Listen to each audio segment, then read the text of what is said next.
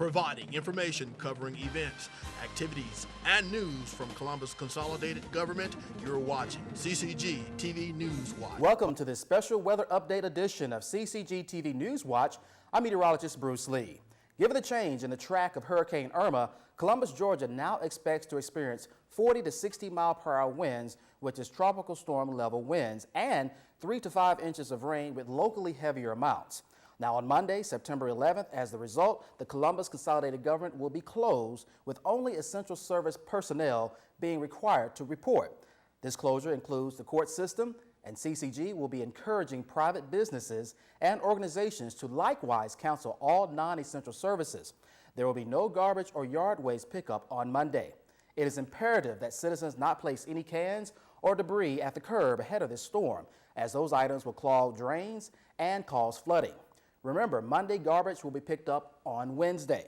Evacuees can text Irma 17 to 898-211 for services pertaining to shelter services and road closures. Columbus residents can text their zip code and their need to 898-212. This can include any 311 messaging regarding city services and shelter information for our area's homeless population. Currently, Columbus is housing over 500 evacuees at the Civic Center. CCG will open a second shelter at the Frank Chester Recreational Center for evacuees and those seeking necessary refuge from the storm.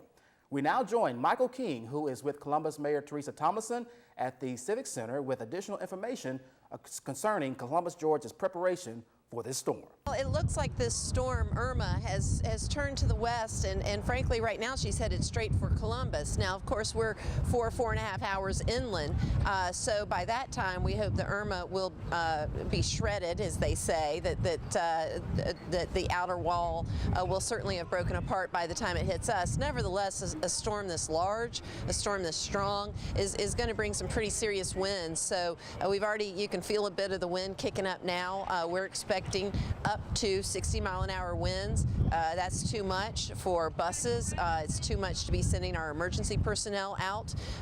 And so we have gone ahead and decided that we're shutting down the city. There'll be no garbage pickup. But I want to tell you what the citizens can do for us. This is just vitally important. We need to make sure that you do not put your trash out on the street tonight or anytime tomorrow. In fact, go ahead and go out in front of your house, your apartment complex. If there is anything that you think might be picked up by strong winds or water, move it, find a place for it, because that's going to get in the storm drain. It's going to back up and really increase the possibility of flooding of your home, your car, and your carport or garage, or even your apartment complex. So we need to make sure that all loose items are secured and stay away from those storm drains. Mayor, you said that there won't be garbage pickup on Monday. Right. But will there be any essential offices open, available for communication? Right, absolutely. Well, of course, we'll be on the job. All public safety personnel will be on the job. Our public works will be on the job, getting out on the streets as quickly as possible once it's safe. Again, nobody's going to be going out, not even emergency responders. If the wind is more than 40 miles an hour, it's just not safe for them to do so. So there may be a period of time where we're not able to respond to certain calls. Again, only call 911 in case of an emergency. If you have a tree down, you call 311. If a sewer's being backed up, you call 311. If you need information, if you feel you have information you want to give to the city, you can call 211, or if you need a referral. So those numbers are there for you. Please exercise caution when calling 911, because they will inevitably be flooded. But we're going to have essential services working, all public safety, all public works. It's just the non-essential building permitting, licensing, and things of that nature. The courts will be closed, but know that our court system has taken the steps so that if your statute of limitations or your hearing was on that particular day, it certainly will not be prejudicial to you that the courts were closed. So that there's a special process where the judges go to the Georgia Supreme Court and get permission to close the courts. So Monday will not, quote, count for legal purposes. Mayor, I just wanted to check with you. I'm not sure when the last time was that you spoke to your emergency management team. Yes. What's going into tomorrow and Tuesday? What's sort of the plan that you want to share with folks that, you know, just so not only are they prepared, but they understand what will be happening Yeah. during the storm and after the storm passes? Well, we talk as far as the emergency management personnel, we talk every hour, constantly almost, and I get regular reports when the National Weather Service gives their official report update for Columbus and things of that nature. So we stay in very close contact, and just so the citizens know, we actually run these scenarios all the time as just potential circumstances that might occur, not just hurricanes and inclement weather, but all kinds of things, chemical spills and whatever might happen. And so we have a very good handle on who should be doing what and when, and what our lines of communication are. So I want the citizens to know that these folks aren't rookies. They know what they're doing. They've been in emergency management for a very long period of time. Our police officers, our EMTs, firefighters, they already know what to do and be mobilized. We're not making it up as we go. But what was your question as to the rest of it? I wanted to get to. Whatever. The way the plan is. You wanted to drive home as far as the plan is. Yeah. During and after this passes. The most important thing you can do is hunker down in your home where you are. Stay there. Stay off the roads, because there's absolutely going to be, if we get what we think we're going to get right now, there's going to be some street flooding.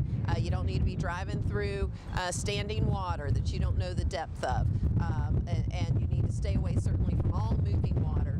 Don't make yourself an object of these first responders having to get out there and put many lives in danger. So stay home, stay inside. We've not officially issued a curfew, but at this point we're leaving it to the citizens to exercise the judgment we're requesting, which is stay home, stay off these roads.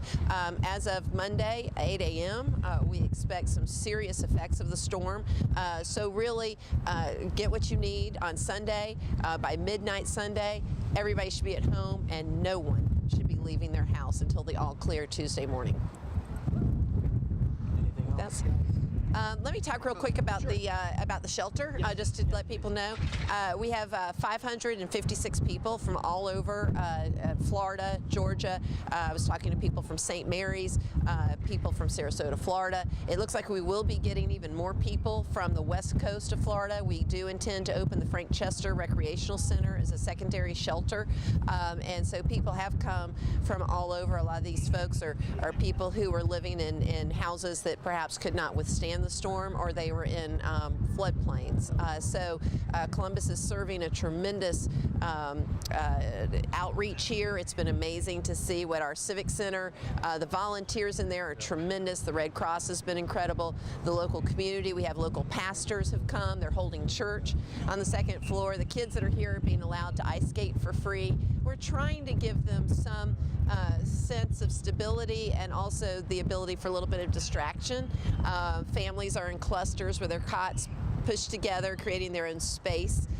So there's a bit of they're trying to find some joy in this situation, and our Columbus volunteers are helping them with that. And I just want to thank all the first responders, the public safety personnel, the volunteers here. And I'll tell you, the people who do more for this city to get us back in shape are the public works folks. And somehow, because they may not be wearing the uniform with all the buttons and badges, we don't talk about them enough. But they're the ones who are going to be making sure that the stormwater gets out of your street, that the trees get off the roads, and we can have safe passage come Tuesday. So stay in your home, stay off these roads. We have enough donations at this point. In fact, maybe we're a little overstocked at this point. So be worrying about yourself and your family right now. I think we've got these shelters taken care of. If we have further needs, we certainly will let y'all know. That was the question I was going to ask, Mayor, because I had citizens asking how could they find out what is being needed to donate? Yeah. If there's something online that will specify we have enough stuff, or do you have a list of stuff that's needed? I would say at this point, you really need to make monetary donations to the Red Cross, because we have a huge warehouse in the back of the Civic Center, warehouse area, loading dock, and it is full to the brim with new blankets, washcloths, towels, clothes, food of all sorts, diapers, all sorts of sanitary and personal needs that you can imagine. So really, we have an abundance of resources resources and supplies at this time. If we need something, we'll put a call out. We have dog food. We have all kinds of things in there. At this point, I would ask the citizens to hold on any tangible donations of goods. If you feel like you want to support the Red Cross's good work here and the volunteers, make monetary donations to the Red Cross, because where it's going to come in is we perhaps may need to house some of our people whose homes get flooded with this storm. Hopefully not, but that could happen, and that's going to be where the cost comes in future days. Okay? Yeah. What time do you think that other shelter will open, if it needs to be open? It should be later on today, but I'm going to get briefed on that right now. Okay, you'll send out a press release. Yeah. We are so excited to do anything we can to help these people, and we're so excited that they're here, and we hope that their homes are great when they get back home. Yes, this is just, after seeing what happened in Texas, we just want to do what we can, because some of these people are going to, lose everything, and little things like diapers and pillows will make them a little more comfortable while they stay here in Columbus. And what's your name? My name is Anaya. Anaya. And where are you from? Brunswick, Georgia. What about? Brunswick, Georgia. Okay, and how long you been here? 2 days. 2 days. What do you think about Columbus? It's nice, but it's kind of cold here. A little cold, but it's better than being wet. In Brunswick, Georgia, with the storm, because a lot of people didn't get to make it out. Well, we're going to do what we can to make sure we can keep get a little warmer in here, but basically have some place to lay down and rest while the storm passes through. Okay, thank you. All right, thank you. Well, okay, well, it answered the question where you can actually donate or make donation. As the mayor said, there's no need of making any type of tangible donations. What we need now is monetary donation. You can contact the local Red Cross for whatever monetary donation you would like to make. Reporting for CCG TV News Watch, this is Michael King.